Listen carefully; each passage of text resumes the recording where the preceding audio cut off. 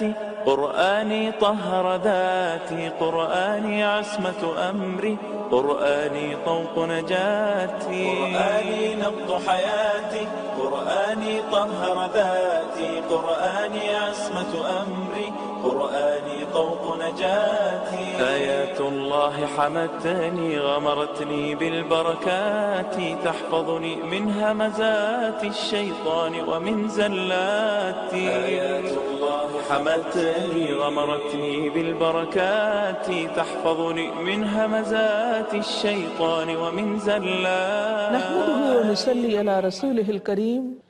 اما بعد، فاعوذ باللہ من الشیطان الرجیم، بسم اللہ الرحمن الرحیم، رب اشرح لی صدری ویسر لی امری واحلل عقدۃ من لسانی یفقہوا قولی۔ السلام علیکم ورحمۃ اللہ وبرکاتہ۔ گزشتہ پروگرام میں ہم نے اس بات پر گفتگو کی تھی کہ جو شخص اللہ پر ایمان رکھتا ہے، اللہ سبحانہ وتعالیٰ پر اعتماد کرتا ہے، بھروسہ رکھتا ہے، جب اس پر کوئی مصیبت آتی ہے، تکلیف آتی ہے، تو اللہ تعالیٰ اس کے دل کو ہدایت دیتا ہے، صحیح سوچ عطا کرتا ہے، اور انسان صبر کے قابل ہو جاتا ہے، اسے صبر جمیل نصیب ہوتا ہے۔ لیکن ایسا کب ہوتا ہے؟ اسی وقت جب انسان اللہ کے وعدوں پر یقین رکھتا ہو۔ حقیقت یہ ہے کہ اللہ تعالیٰ اپنے بندے سے جو بھی وعدہ کرتا ہے وہ اس کو پورا کرتا ہے، کیونکہ اللہ سبحانہ وتعالیٰ سے بڑھ کر کسی کی بات سچی نہیں ہو سکتی، جیسا کہ قرآن مجید میں ایک جگہ پر آتا ہے وَمَنْ أَصْدَقُ مِنَ اللَّهِ قِيلًا، اللہ سے بڑھ کر کس کا قول سچا ہو سکتا ہے۔ ایک دوسری جگہ پر آتا ہے وَمَنْ أَصْدَقُ مِنَ اللَّهِ حَدِيثًا، اللہ سے بڑھ کر سچی بات کسی اور کی کیسے ہو سکتی ہے۔ کوئی اور اپنی باتوں میں، اپنے وعدوں میں، اپنے قول و قرار میں اتنا سچا نہیں ہو سکتا جتنا کہ اللہ رب العزت ہے۔ اس لیے انسان کو اللہ تعالیٰ پر مکمل اعتماد کرنا چاہیے اور پورے یقین کے ساتھ عمل کرنا چاہیے، مشکل کے وقت بھی اور آسانی کے وقت بھی، کیونکہ وہ جانتا ہے کہ جو بھی اس کے رب نے اس سے وعدے کیے ہیں وہ ضرور پورے ہو کر رہیں گے۔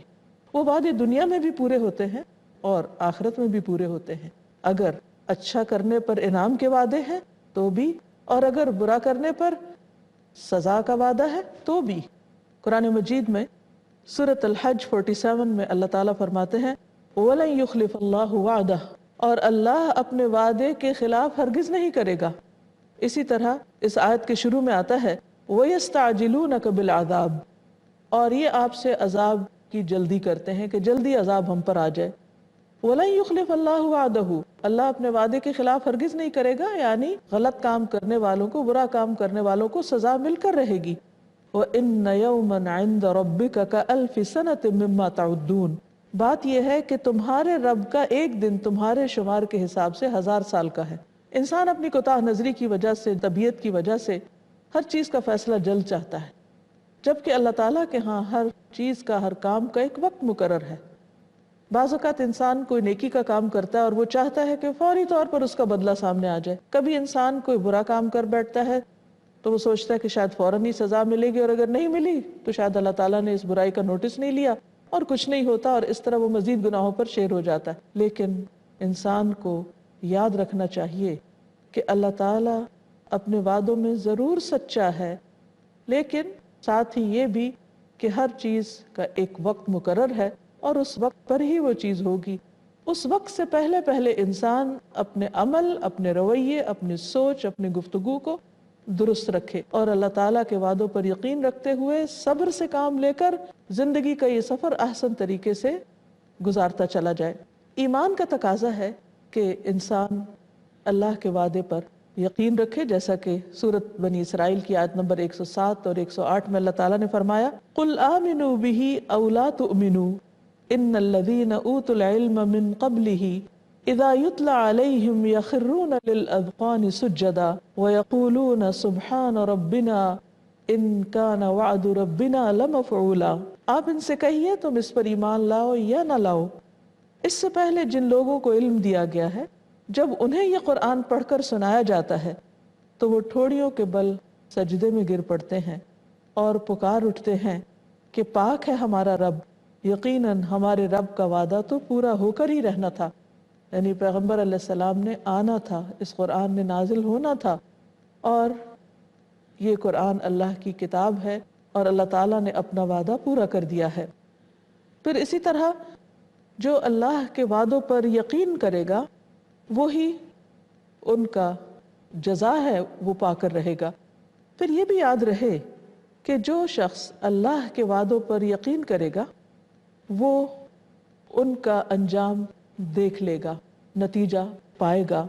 رسول اللہ صلی اللہ علیہ وسلم نے فرمایا کہ اللہ تعالیٰ فرماتا ہے انا عند ظن عبدی بی، کہ میں اپنے بندے کے گمان کے ساتھ ہوں جو وہ میرے متعلق رکھتا ہے۔ اگر بندہ یہ گمان رکھتا ہے، یہ یقین رکھتا ہے کہ اللہ تعالیٰ وعدہ پورا کرے گا تو وہ اس وعدے کی تکمیل اپنی آنکھوں کے ساتھ دیکھ لے گا۔ پھر ہم دیکھتے ہیں کہ جو لوگ اللہ کے وعدوں پر یقین رکھتے ہیں انہی کے لیے جنت ہے، جیسا کہ ایک حدیث سے ہمیں پتہ چلتا ہے۔ نبی صلی اللہ علیہ وسلم نے فرمایا 40 خصلتیں، 40 چیزیں جن میں سب سے اعلیٰ اور ارفع دودھ دینے والی بکری کا ہدیہ کرنا ہے، ایسی ہیں کہ جو شخص ان میں سے ایک خصلت پر ثواب کی نیت سے اور اللہ کے وعدے کو سچا سمجھتے ہوئے عمل کرے گا تو اللہ تعالیٰ اس کی وجہ سے اسے جنت میں داخل کرے گا۔ یعنی نیکی کے بہت سے کام ہمیں بتائے گئے ہیں قرآن مجید کو اور سنت رسول صلی اللہ علیہ وسلم کو اگر اس نظر سے دیکھا جائے، اور یقیناً وہ لوگ دیکھتے ہیں جنہیں اللہ تعالیٰ کو خوش کرنے کا شوق ہوتا ہے کہ ہم ان کاموں کو جانیں اور ان پر عمل کریں کہ جو اللہ کی رضا کا سبب بننے والے ہیں، اور وہ باقاعدہ گنتے ہیں۔ جیسے کہ نبی صلی اللہ علیہ وسلم جب ایسی کوئی بات فرماتے تو صحابہ بیٹھ کر گننے لگتے کہ اچھا کون کون سی نیکی کی خصلتیں ہیں جو ہم اپنے اندر پیدا کر سکتے ہیں، تو انہی کا ذکر کرتے ہوئے آپ نے فرمایا ان میں سے اعلیٰ درجے کی خصلت یہ ہے کہ انسان کسی کو ایسا تحفہ دے جو اس کے بہت کام کا، اور وہ مثال کے طور پر بتا دیا گیا کہ ایک بکری جو دودھ دینے والی ہو۔ بعض اوقات لوگ دوسروں کے فائدے کے لیے کچھ نہ کچھ دیتے رہتے ہیں، تحفے ہدیے انسانی معاشروں کے اندر ان کا تبادلہ ہوتا رہتا ہے، لیکن عموماً ٹرینڈ کیا ہوتا ہے کہ جو چیز اپنے کام کی نہیں وہ دوسرے کو دے دو، اور اس میں اس سوچ کو مد نظر نہیں رکھا جاتا کہ وہ شخص اس چیز کو کیا کرے گا جو آپ کے اپنے کام کی نہیں۔ اس لیے نبی صلی اللہ علیہ وسلم نے ان 40 چیزوں پر سب سے اعلیٰ چیز یہ بتائی کہ دودھ دینے والی بکری کسی کو ہدیے میں دینا، یہ سب سے اعلیٰ ترین خصلت ہے۔ اور جو شخص ثواب کی نیت سے اور اللہ کے وعدے پر یقین رکھتے ہوئے کہ اللہ تعالیٰ اس کا بدلہ مجھے ضرور دے گا، وہ ضرور ایسا عمل کرے گا۔ اور ایک حقیقت ہے کہ جیسے قرآن مجید میں آتا ہے کہ لن تنالوا البر حتى تنفقوا مما تحبون، تم ہرگز نیکی کو نہیں پا سکتے جب تک وہ خرچ نہ کرو جس سے تم محبت رکھتے، یعنی اپنی پسندیدہ چیز جب تک اللہ کے راستے میں نہ دو اس وقت تک تم نیک نہیں بن سکتے یا نیکی کے اعلیٰ درجے کو نہیں پہنچ سکتے۔ اب یہ ایک بہت ہی مشکل کام ہے کہ جس چیز کا انسان اپنی ذات کے لیے حریص ہے وہ کسی اور کو دے دے۔ یہ عمل کس کے لیے آسان ہو سکتا ہے؟ اسی شخص کے لیے آسان ہوگا جس کو اللہ کے وعدے پر یقین ہوگا کہ اللہ تعالیٰ اس کے اجر کو کئی گنا بڑھا چڑھا کر اس کو واپس لوٹائے گا۔ جیسے کہ اللہ تعالیٰ نے قرآن مجید میں فرمایا کہ من ذا الذی یقرض اللہ قرضا حسنا فیضاعفہ لہ اضعافا کثیرہ، کون ہے جو اللہ کو قرض حسنہ دے تو اللہ تعالیٰ اس کو کئی گنا بڑھا کر واپس کرے۔ اب یہ اللہ تعالیٰ نے ایک آفر دی ہے، کون ہے جو ایسا کرے گا اور اس کو اس کی بہترین جزا دی جائے گی اور کئی گنا زیادہ دی جائے گی۔ تو وہی شخص آگے بڑھے گا اس آیت پر عمل کرنے کے لیے جس کو یقین ہوگا کہ اللہ تعالیٰ نے جو بات فرمائی ہے وہ بالکل سچی ہے، اور اگر میں اللہ کی رضا کے لیے اللہ کے حکم پر عمل کروں گا تو مجھے اس کی جزا یقیناً لازماً مل کر رہے گی۔ تو ایسے شخص کے لیے پھر عمل کرنا کچھ مشکل نہیں ہوتا۔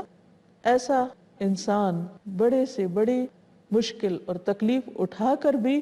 اللہ کو راضی کرنے کے کام کر گزرتا ہے، خواہ اس میں بسا اوقات اس کو اپنی جان ہی کیوں نہ قربان کرنی پڑے۔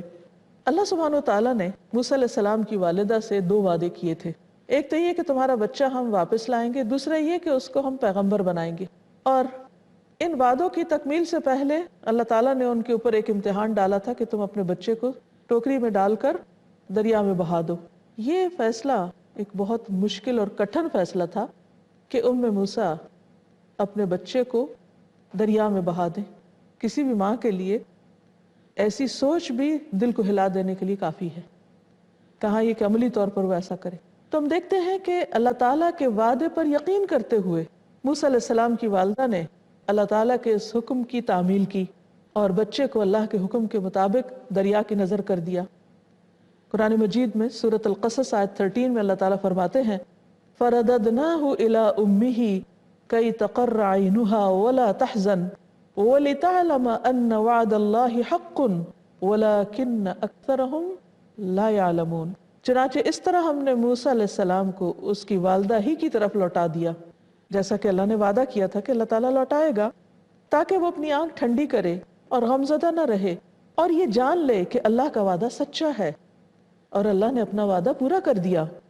اکثر لوگ یہ بات جانتے نہیں، بعض اوقات انفارمیشن کی حد تک تو جانتے ہیں کہ اللہ تعالیٰ اپنے وعدوں میں سچا ہے، لیکن